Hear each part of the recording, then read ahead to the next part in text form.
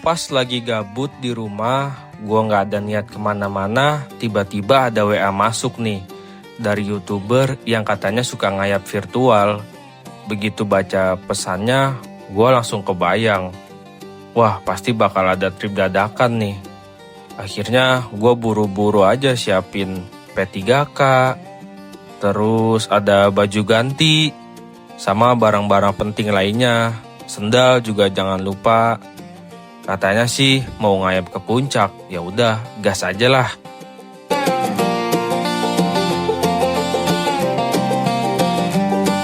Karena kali ini gue berangkat bareng CB 150X gue, si Bagong, yang udah lama nggak dipakai touring, jadi gue cek dulu kondisi dia. Pertama gue cek tekanan ban, soalnya ini paling krusial kalau perjalanan jauh. Habis itu lanjut ke lampu tembak, biar aman kalau nanti ketemu jalanan gelap. Baru deh gue lihat voltase aki, takutnya melemah karena kelamaan nganggur. Dan terakhir gue pastiin semua lampu sen nyala normal. Yang penting si Bagong siap ngawal perjalanan gue hari ini.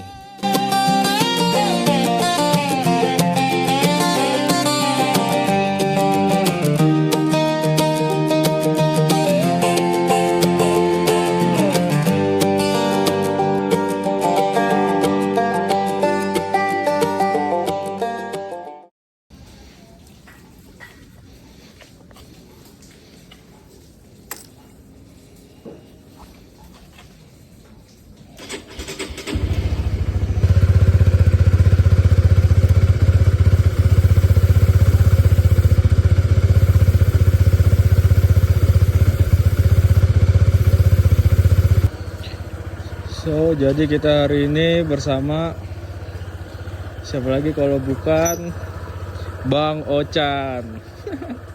Bang Ocan naik PCX-nya, kita sekalian monitor nih jalur puncak di awal Desember 2025. Perjalanan kali ini kita berangkat dari Pamulang, terus ngambil jalur ke puncak via Parung atau Jalan Raya Ciputat Bogor. Waktu mulai jalan, kondisi aspal masih basah karena sebelumnya daerah Pamulang sempat diguyur hujan deras. Kita berangkat sekitar jam 4 sore, jadi udaranya masih lembab, tapi enak buat ngegas pelan-pelan sambil adaptasi sama jalan yang agak licin.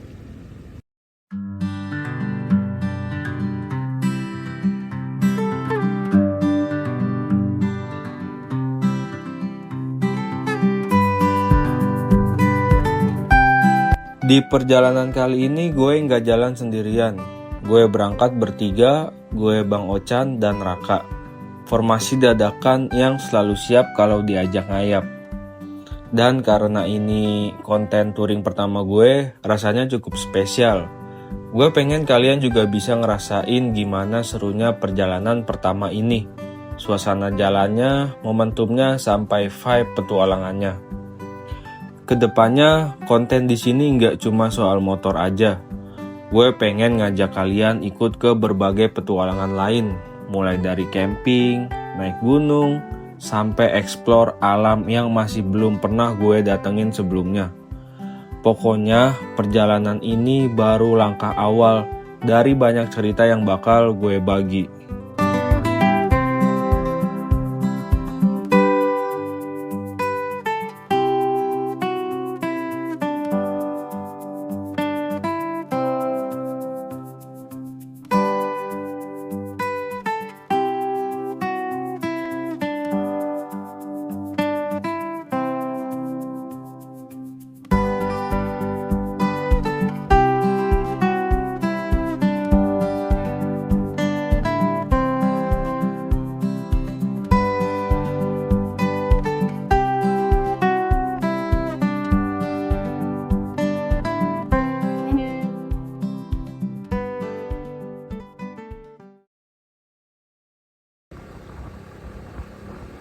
Seperti yang gue bilang di awal, tujuan kali ini sekalian mau monitor kondisi jalur puncak via Parung di awal Desember 2025. Pas siang setelah zuhur, daerah Jakarta Selatan sampai Tangerang Selatan sempat diguyur hujan deras. Hujannya bertahan sampai sekitar jam 3 sore, Makanya pas gue berangkat dari Pamulang, kondisi jalan masih basah banget. Mendekati Kemang Bogor, hujan turun lagi agak deres, tapi cuma sebentar. Untungnya kita lewat sebelum keburu basah. Dari Kemang sampai mendekati puncak, jalannya kelihatan basah kayak habis hujan. Tapi begitu masuk jalan raya puncak, malah kebalikannya. Aspalnya kering, kayak belum kena hujan sama sekali. Sampai puncak pas pun kondisi tetap kering. Kita istirahat sekitar 40 menit di sana dan selama itu nggak turun hujan sama sekali. Oh iya, kondisi aspal di jalur puncak sekarang juga jauh lebih rapi. Beberapa titik yang dulu bolong-bolong sekarang udah ditambel, jadi lebih aman buat riding. Cuma perlu diingat, kalau kalian touringnya weekday, area puncak biasanya macet bukan karena wisatawan, tapi karena aktivitas warga, jam pulang kerja, dan anak-anak sekolah. Jadi vibe macetnya beda sama weekend.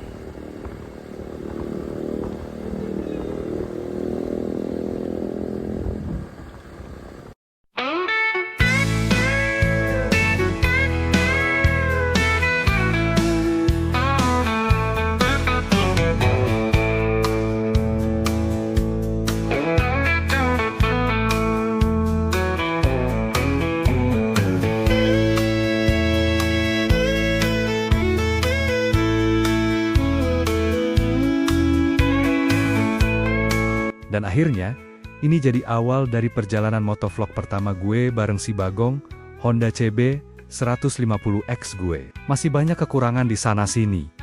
Tapi justru dari sini gue pengen terus belajar dan berkembang. Buat kalian yang udah nonton sampai sini, gue bener-bener appreciate banget. Jangan lupa bantu support dengan like, komen, dan subscribe. Dan gue juga terbuka banget buat kritik, saran, atau masukan dari kalian. Kalau ada rekomendasi tempat atau destinasi seru yang wajib gue datengin, tulis aja di kolom komentar. Karena perjalanan ini baru mulai, jadi gue pengen ngajak kalian semua ikut di setiap ceritanya.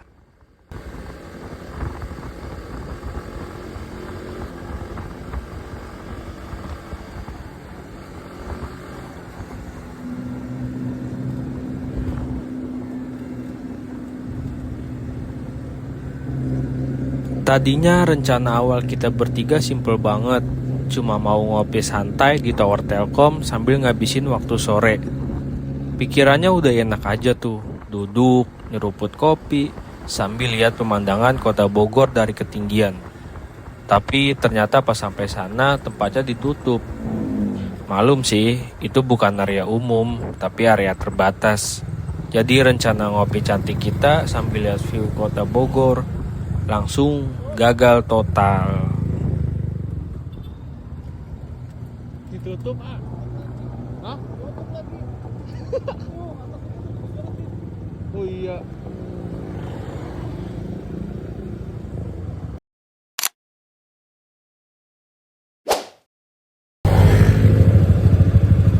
Yuk. Kita sekarang mau touring horor di jalur puncak 2 guys. Kita touring horor di jalur puncak 2. Kita masuk kontennya Bang Ochan.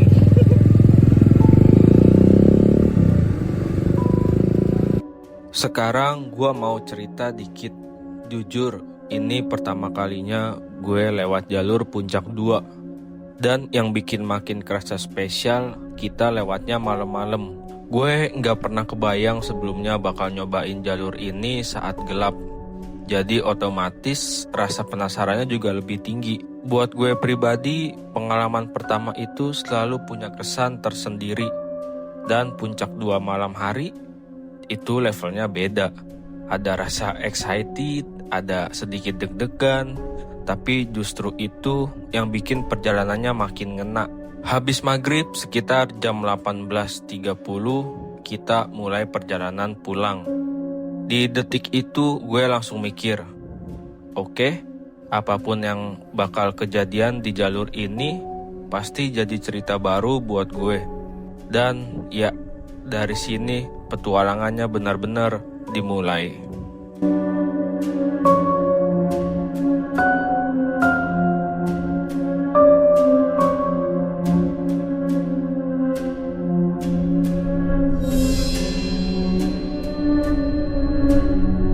Jujur aja, sebenarnya dari dulu gue udah kepengen banget nyobain jalur puncak 2. Apalagi sejak jalur ini sempat viral. Rasa penasarannya makin gede. Tapi entah kenapa tiap ada kesempatan selalu aja nggak kesampean.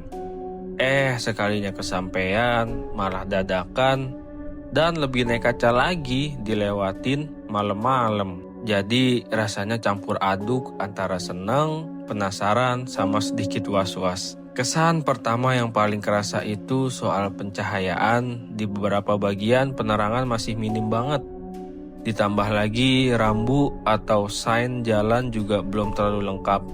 Mulai dari tanda tikungan siku, tanjakan, sampai turunan.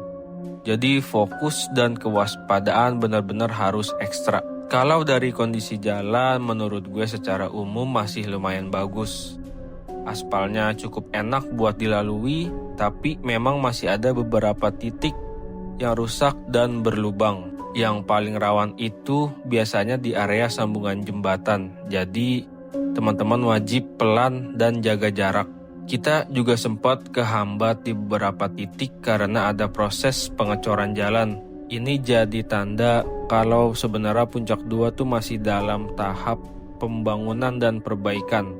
Artinya kedepannya mungkin jalur ini bakal jauh lebih bagus. Tapi untuk sekarang tetap perlu ekstra hati-hati. Tapi jujur ya, gue yakin banget kalau jalur ini dilewatin pagi hari atau pas kondisi terang, view-nya pasti cakep banget. Dan kayaknya pengalaman lewat sini bakal beda total dibanding malam hari. Intinya buat pengalaman pertama, jalur ini benar-benar ngasih kesan yang kuat. Bukan cuma soal jalannya, tapi juga soal momennya. Kejebak lagi dicor, nggak bisa lewat sama sekali. Perjalanan ini ngingetin gue kalau nggak semua hal harus selalu direncanain dengan sempurna. Kadang keputusan dadakan justru ngebawa kita ke pengalaman yang nggak pernah kita bayangin sebelumnya. Lewat puncak 2 di malam hari, gue belajar buat lebih tenang, lebih fokus, dan lebih menghargai setiap meter jalan yang dilewatin. Bukan cuma soal gelap atau sepi, tapi soal keberanian buat terus maju dan percaya sama perjalanan. Di balik semua keterbatasan, minimnya cahaya, jalan yang belum sempurna, dan jalur yang masih berkembang, ada cerita yang akhirnya kebentuk dengan sendirinya.